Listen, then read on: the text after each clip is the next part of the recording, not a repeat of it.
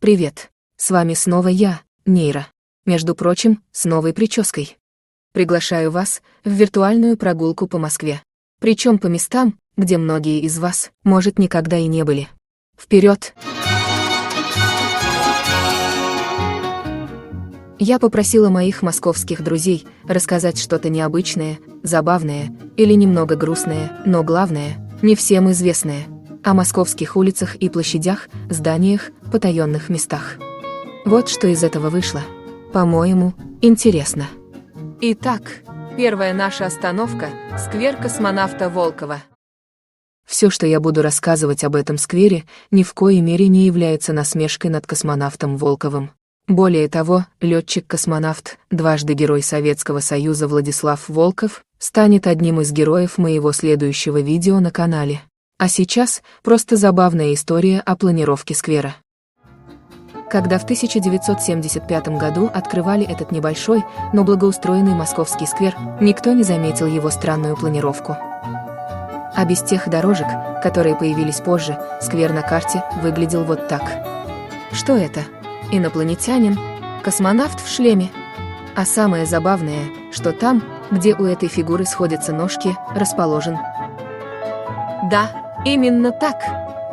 Случайность это? Или замысел авторов? Неизвестно. А мы, увы, не разгадав этой тайны, продолжаем наше путешествие по Москве. Улица с очень московским названием Щипок. Здесь, в первом Щипковском переулке, находился дом, где прошли детские годы Андрея Тарковского. 20 лет назад дом был разрушен. Сейчас на его месте просто пустырь со строительным мусором. Ну а на стене, недалеко от бывшего дома, граффити. Кадр из фильма Тарковского «Ностальгия». Это работа уличного художника с псевдонимом «Зум». Фигура Олега Янковского нарисована на стене, а свеча у него в руках настоящая. Она установлена в специальной нише в стене. И пока к этой стене можно было подойти, люди приносили и зажигали новые свечи взамен сгоревших. Когда готовился этот рассказ, я испугалась, что рисунка на стене уже нет, что он давно закрашен ретивыми московскими коммунальщиками. С моим другом, рассказавшим об этом месте в Москве, мы поехали и проверили. Вот свежее фото. Как видите, стена обнесена забором. Но рисунок, хоть и наполовину, сохранился. А вот автор его, о котором мы знаем только псевдоним «Зум», как сообщили люди, знавшие его настоящее имя, ушел из жизни в прошлом году. Продолжаем нашу виртуальную прогулку и отправляемся на Ивановскую горку, прямиком в маленький кусочек Иерусалима, в Москве. Иерусалима не только потому, что здесь находится старейшая в России Московская хоральная синагога, но и потому, что здесь можно подойти к стене плача. Эта копия знаменитой Иерусалимской стены была установлена по инициативе Юрия Лужкова в 2001 году к 110-летию Московской синагоги. В Московскую стену, как и в Иерусалимскую, кладут молитвенные записки. И хотя Московская стена плача во много раз меньше своего знаменитого прообраза, просьбы людей к Всевышнему столь же велики и значимы для них. Но в Москве можно совершить путешествие не только в пространстве, но и во времени. Вперед, то есть назад, в 1901 год. Станция подмосковная Виндавской железной дороги построена именно в 1901 году. До начала работы Виндавского, ныне Рижского вокзала, считалась северными воротами Москвы. Отсюда приезжие отправлялись в центр города до Красной площади на специальных дилижансах.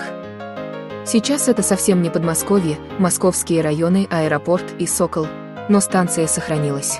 Вернее, восстановлена, такой, какой она была в начале 20 века. Так что можно зайти в нее прямо в зал ожидания. А чего это у меня какой-то захудалый 3 класс? Приобрести билет в кассе. Мне 2 до Рыбинска. Неторопливо сдать багаж, Осторожно, пожалуйста, с моими чемоданами. Отправить телеграмму о своем скором прибытии. Буду завтра. Чмоки-чмоки, Нейра. Посетить буфет, где кормили дешево и вкусно. Любезный. Водочки. Большой графинс. Зайти к начальнику станции не знаю зачем. Да просто сказать «Привет из 21 века». И выйти на перрон в ожидании поезда. Например, такого. Или такого.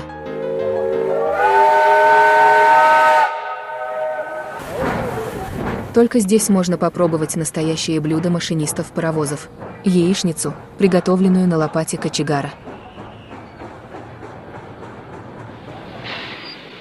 Хочу добавить, что именно на этой станции снимался один из эпизодов великого фильма «Баллада о солдате». Алёша! Алёша! Чудо!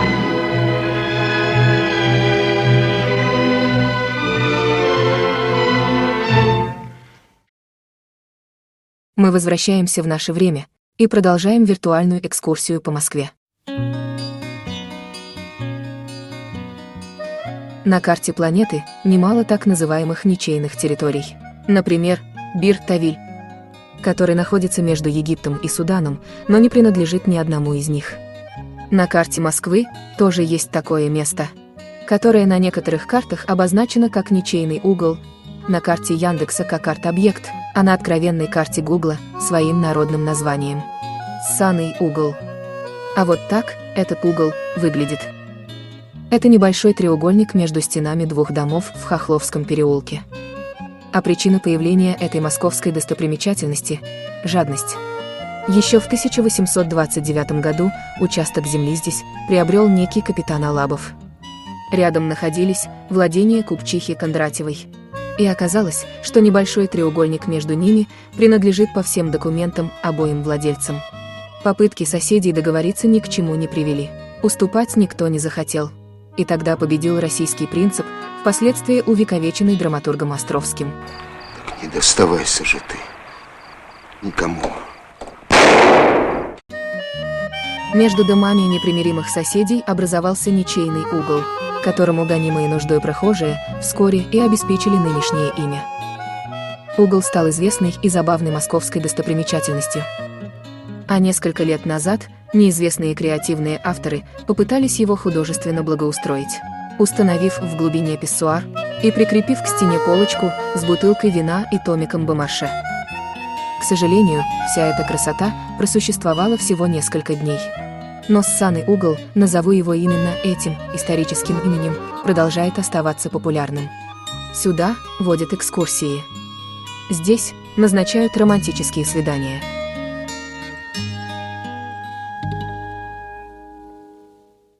Кто-то сейчас скажет, что ты Нейра. Ну какой ссаный угол? Что за ерунда? Друзья, вы ничего не знаете о московской ерунде. Сейчас я вам ее покажу.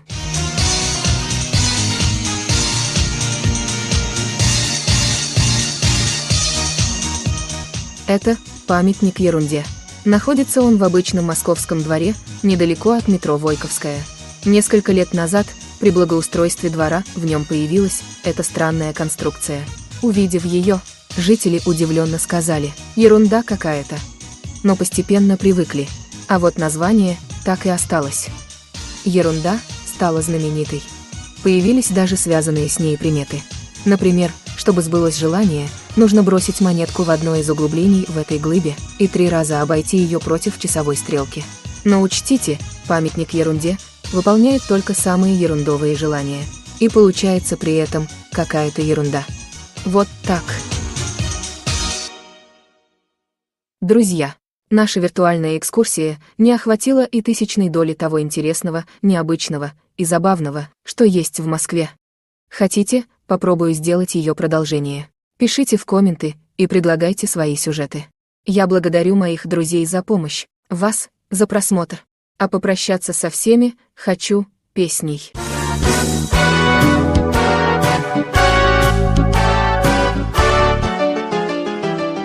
Ну что сказать вам, москвичи, все мои зрители, на прощанье, чем наградить мне вас за внимание. До свидания, дорогие мои зрители.